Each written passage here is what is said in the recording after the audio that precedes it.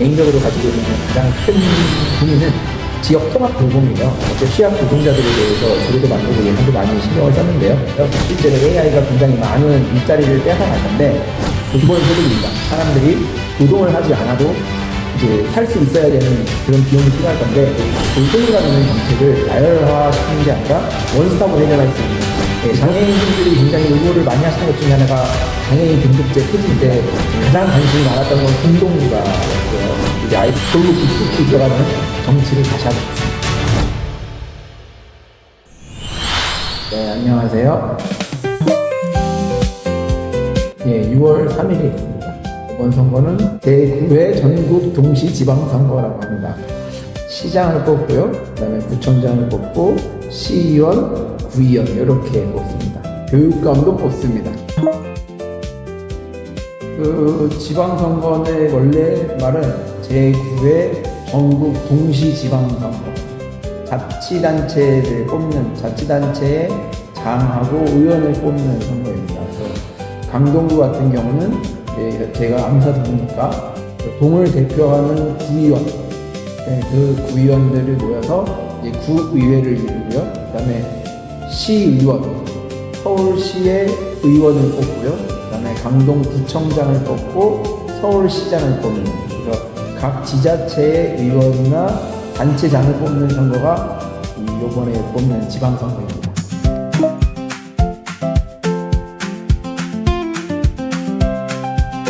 예, 후보는 많은데요. 이게 경선 전이기 때문에 이렇게 벌어지는 일이고요. 지금 암사동에서는 시의원을 한 명 뽑는데 그 한 명을 뽑기 위해서 민주당에서는 저를 포함해서 2명이 지금 경선 전에 있고요. 그 다음에 국민의힘에서도 남해선 의원과 김혜지 시의원이 지금 붙고 있어요. 그래서 현재는 4명의 후보가 난립되어 있는데 경선을 통해서 2명으로 줄어들고 이제 국민의힘과 민주당에서 본선에서 이제 뽑히는 겁니다. 아니요, 아직 정확한 룰은 정해져 있지 않지만 지금 여태까지 진행된 걸로 봐서는 아마 권리당원 100%로 선거를 할 것 같습니다. 권리당원이면 한 달에 1,000원 이상씩 내는 당원을 얘기를 하고요. 민주당의 그 당규상 6개월 전에 권리당원 회비를 낸 사람만이 투표권을 가지고 있습니다. 그래서 작년 8월 이전에 권리당원을 가입한 사람만이 선거를 할 수 있는 투표권이 있는 거고요.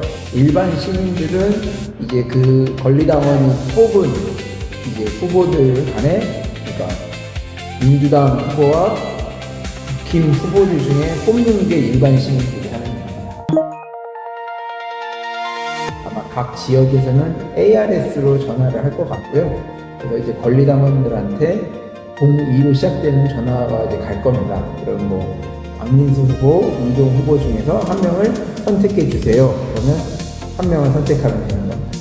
4월 말이나 5월 초에 경선이 있을 것 같습니다. 이번에 뽑는 시의원은 암사동과 고덕일동을 대표로 하는 시의원을 뽑는 겁니다. 서울시 의원이 이제 강동구 의원하고 하는 일이 가장 크게 다른 점은요. 서울시로부터 예산을 가지고 올 수 있습니다. 그래서 뭐 강동구 예산은 이제 뻔히 잡혀져 있는데 서울시 예산이 전체 52조, 강동구 예산이 1조 정도 되는데요. 그 52조 중에서 뭐 서울시에서도 이제 선택과 집중을 하겠죠. 어디에다가 어느 구에다가 무슨 사업을 하는 거에 대해서 이제 선택과 집중을 하고 있어서 시의원이 가서 우리 지역이 더 급선무고 더 필요한 예산을 조금 더 설득을 해서 그 예산을 가지고 온 다음에 강동구에 필요한 사업에 적용을 시키는 겁니다. 서울시 의원이 돼서 하고 싶은 것 중에 하나는 이제 노동자들에 대한 정책이에요. 제가 의회에서 플랫폼 노동자나 이런 취약 노동자들에 대해서 조례도 만들고 예산도 많이 신경을 썼는데요. 강동구 예를 들면 국민의힘 출신 구청장이 되자마자 가장 먼저 없앴던 게 이동 노동자 쉼터를 가장 먼저 없앴어요. 그 다음에 노동권익센터를 또 없앴고 그만큼 노동 감수성이 없다는 건데 박원순 시장이 하시면서 실제로 노동과 관련된 정책들이 서울시에서 다 없어졌어요. 그래서 제가 이제 시의원이 된다면 그리고 민주당 시장이 된다면 그런 골목 깊숙이 들어가는 정치를 다시 하고 싶습니다. 예, 요즘 구당에 대해서 말씀을 드리면요, 경선 일정도 안 잡혔기 때문에 많은 권리당원을 만나려고 노력 중에 있고요. 특정 다수를 상대로 제가 열심히 한다는 모습을 보여야 되기 때문에 아침에 팻말 들고 가서 지하철역에서 인사도 드리고, 암사시장에서 상인들이나 주민들한테 인사도 드리고, 토끼굴이나 암사 정수장에 나가서 피켓 들고 춤도 추고, 그래서 조금 더 많은 권리당원들이 저를 볼 수 있도록 열심히 노력하고 있고요. 그 다음에 이제 개인적으로는 또 이제 선거 공약도 이제 고민을 해야 돼요. 그래서 강동구 의회에서 제가 했었는데, 이제 요게 구단이어가지고 못했던 점들, 뭐 예를 들어서 플랫폼 노동자나 이런 취약계층에 관련된 사업들은 강동구 예산만으로 할 수 없거든요. 그럼 이거를 시에 가서 어떻게 발전시키는 건지, 예, 그런 공약도 준비하고 있는 중입니다. AI 시대가 굉장히 급속도로 빠르게 우리한테 다가오고 있는데, 아직 저희는 AI가 정확하게 뭔지도 모르고 준비하기가 굉장히 어려운 시대인 것 같아요. AI 시대에 있어가지고 가장 큰 고민 중에 하나는 일자리일 거예요. 실제로 AI가 굉장히 많은 일자리를 뺏어갈 건데, 그거와 관련해서 이제 이재명 정부가 이야기하고 있는 게 기본소득입니다. 사람들이 노동을 하지 않아도 이제 살 수 있어야 되는 그런 비용이 필요할 건데, 그것들을 AI 시대에 어떻게 기초 일자리하고 접목해가지고 사회적 경제 방식으로 풀어 나갈 것이냐를 고민하는 것이 이제 저의 하나의 소명이라고 할까요? 그렇게 생각하고 있습니다.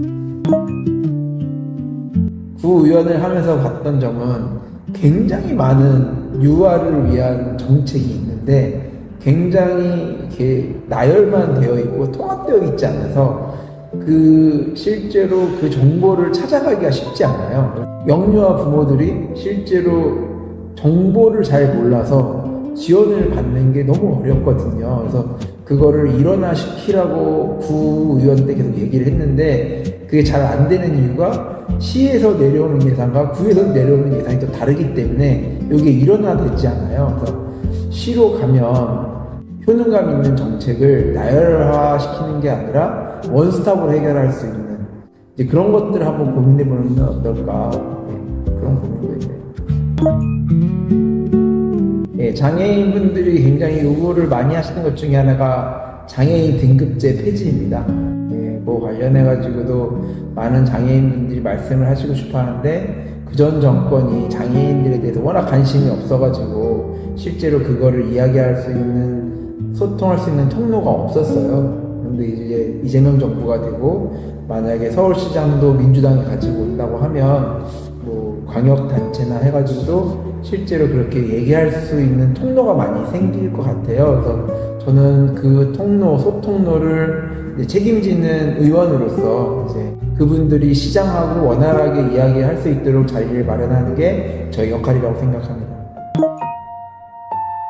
제가 생각하는 정치는요, 과한 거를 평평하게 나눠주고, 모자른 것에 과한 걸 채워주고, 이제 지역에서 시작한 정치예요. 풀뿌리 민주주의, 기초의회에서 시작을 한 정치인데, 노동자들, 취약한 노동자들의 쉼터나 그들을 위한 정책들이 뭐가 있는지 다시 되살리고 복원해보고 싶은, 그런 생각이 있습니다. 구의원이 돼서 구정을 살피면서 굉장히 지역에서 착근해서 많이 보게 되었고요. 그 경험을 바탕으로 시에 올라가서 조금 더 크게 그리고 넓게 구의원을 바탕으로 조금 더 나은 시정을 돌보고 싶습니다. 제가 이제 사회적 경제 쪽에서 일을 계속 해왔기 때문에 개인적으로 가지고 있는 가장 큰 고민은 지역 통합 돌봄이에요. 우리 사회가 고령화 사회가 되고 있고, 실제로 일자리는 줄어들고, 지역에서 어르신들은 늘어만 가고 있는데 이걸 자본으로 해결할 수 있는가. 그래서 이거를 지역 중심으로 지역 주민들이 일자리를 창출하고 지역 주민들이 서로를 돌볼 수 있는, 그게 이제 지역 통합 돌봄이라고 하는데, 이제 그거를 이재명 정부도 기본사회 얘기를 하면서 적극적으로 해나가는데, 서울시가 어떻게 그거에 대응해가지고 정책을 만들어낼 것이냐, 이게 가장 저의 관심사입니다. 예, 선거하고 달라진 점은요, 살이 좀 많이 빠졌고 5kg 정도 빠졌고요.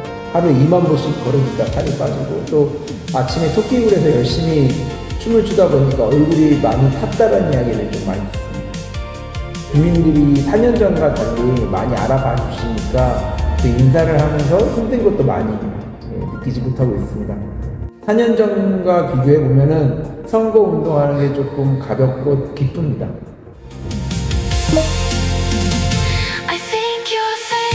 네, 좋아하는 유튜브 채널 사장 남친들에서는 서로를 알아보는 이카라는 그 인사가 있는데요.